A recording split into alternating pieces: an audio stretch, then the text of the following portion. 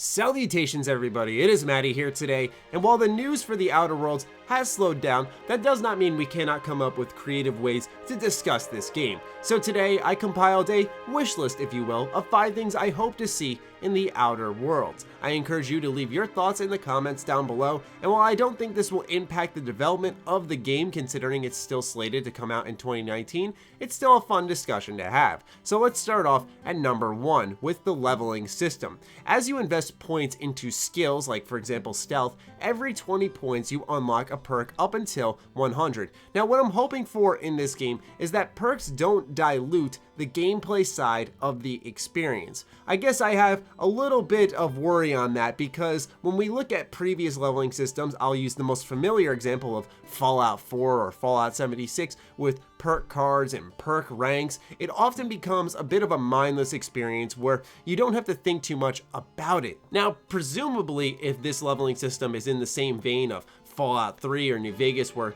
as you invest points in these skills, you can't become amazing at everything, but when you have more points in certain skills, you unlock special perks for those. But I just hope those perks aren't as simple as you are 10% more quiet and then you level it up one more time after you put 40 points into your stealth skill and now you're 20% more quiet when trying to sneak. You get what I'm saying? That type of stuff just doesn't feel like there's an extra amount of thought put into it, and thus, in my opinion, dilutes the gameplay experience. So I'm hoping that that is something we can avoid in the Outer Worlds. Number 2, deep side quests. I'm tired of the fetch quests. I'm tired of the Radiant storylines, and no, I don't say that off the rebound of 76, saving someone's family member because that person screwed up. You know, this is stuff we've seen 1,000,001 times before, and I like what we were seeing in the initial gameplay of the Outer Worlds, like for example, some special type of toothpaste that everybody needs. That's quirky enough, and hopefully there is depth involved in those side quests where choices matter, even if it's a self-contained choice that doesn't overall impact the world,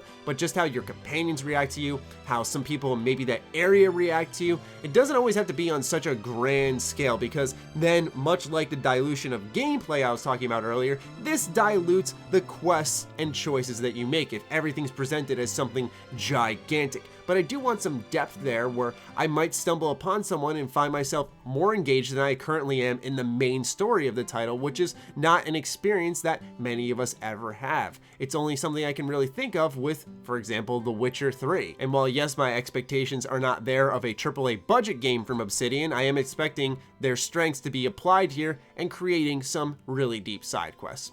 Number 3, weapon variety and unique quest rewards. This is something that I really did get from BGS games, admittedly, and it's something I want so many more games to do. I love seeing tons of weapon models, from melee to guns and creative science weapons that are apparently in the Outer Worlds. This is the stuff that compels us at times to do quests, when you have a combination of goofy or interesting writing, and then there are special quest rewards that I can't get anywhere else in the world, and that those assets are unique to said quest. Because the worst thing ever is when you loot a pistol and it looks the same as another pistol with a special name attached to it. It's just something that breaks you out of the experience. So Obsidian, please take what you did from New Vegas, apply it here to the Outer Worlds, and continue to create unique models for special weapons in the game. I know not all of them can be that way, but most of them should, to make that quest reward feel unique. I cannot emphasize it enough. The worst thing ever is when you get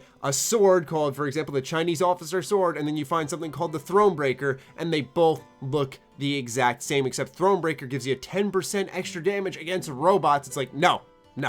Speaking of robots, number 4, I don't just want to see humans and robots in the Outer World. We're on the Outer Worlds, okay? I would love to interact with mutants or different kinds of aliens. We see that in, for example, Fallout. I keep drawing in the Fallout examples, but I mean, Obsidian's game is pretty close here to Fallout New Vegas in space, where in Fallout we could meet super mutants who could communicate with us, ghouls, and of course humans, bots, and then there was additional storytelling through terminals, holotapes, and the list goes on. I wonder if in the Outer Worlds, for example, there is Monarch, which is the planet that didn't go over too well when it came to terraforming. Since that is the case, I don't feel like every single mutant on that planet has to be hostile. There has to be creatures there that we could possibly interact with who might feel stuck on that planet and we're there to help out, or something along those lines. I just feel that it can't be boiled down to simply humans and robots, or else it'll have too much of an Earth-like feel, and that we won't truly feel like we're on the outer planets, especially if one's just designated for hostile environments and the other's designated for human interaction.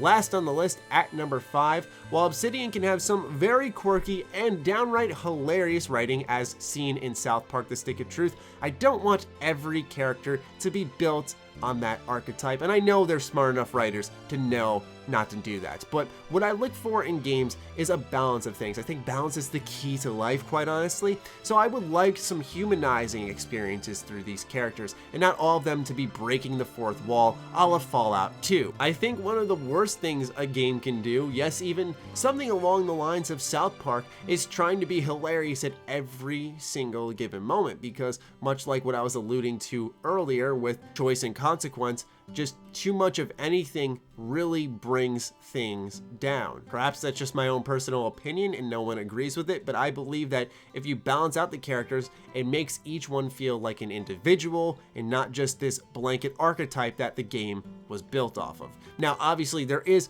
at least one archetype in there that these NPCs are going to try to promote the company they are tied to. So whenever conversations conclude, you're always going to hear something about Spacer's Choice or Auntie Cleo's, and that makes complete sense. I think that builds the world a little bit, but these characters can feel almost individual in their own right if built with specific personalities, not just one blanket draped over the entirety of Halcyon. Anyway, I'm looking forward to reading your comments on this, on what you are all hoping to see in the Outer Worlds in your mini wish list. So do fire away, ladies and gentlemen. Other than that, be sure to follow me on Twitter, like me on Facebook. Those links are in the description down below, along with my Patreon. Do consider supporting that, as it fuels all the content I create here. Stay sexy, stay active. I love you all. Peace.